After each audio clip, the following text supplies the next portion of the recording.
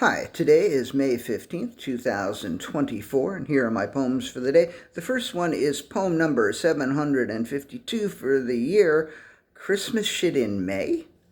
I marveled back in March that there was still Christmas shit wrapped around a lamppost on Stone Street, but fuck me if it still isn't there in fucking May. Some fucking pine tree looking shit or holly and fucking lights in May. I wonder if they turn the lights on at night. Probably not, because it was still a little dark on my way to the office on Monday. The lamppost light was on, but not the Christmas lights. The Christmas shit made me smile back in March, but come on, it's fucking May. There's a stepladder that I got out of the closet last week, and it's still in the living room instead of back in the closet. But even if I leave it out there until I move in July, that still won't be like this Christmas shit on Stone Street in fucking May. Poem number 753, The Inanimate Objects That Thought They Were Alive. The little bits of seaweed and freeze-dried carrots in the boiling pot of ramen were dancing and hopping around and shit, and one of the seaweed pieces was like, hey, look at us, we're alive, and a little piece of carrot was like, shut the fuck up, seaweed, we're not alive. But another carrot piece was like, we're dancing and hopping and talking, maybe we are alive, I don't know, what do you think, Noodles? And the noodles were like, we don't fucking know, because noodles never fucking know. Just then, a teeny tiny piece of mushroom spoke up and said, if consciousness is all there is, then that means we all have consciousness too, so maybe we are alive in a way.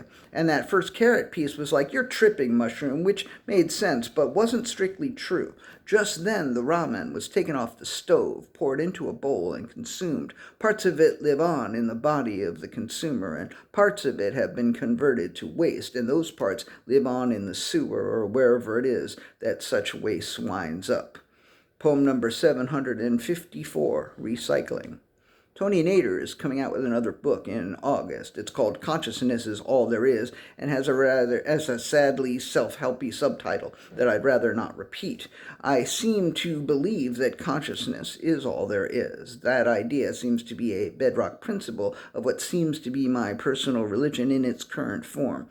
That everything that is one unbounded ocean of consciousness is an idea that appears in Maharishi Mahesh Yogi's work and served as the title of Tony Nader's last book. Nader recycles Maharishi, and Maharishi recycles the Upanishads. I'm not complaining. I love these ideas. I sometimes try to recycle them myself. Of course, it might help if I would just read the fucking Upanishads, for fuck's sake.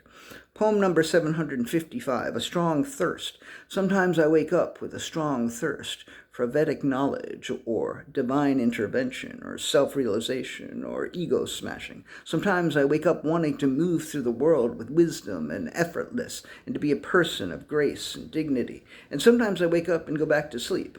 Fortunately for me, that rarely happens. And the last poem of the day, poem number 756, So Far This Year.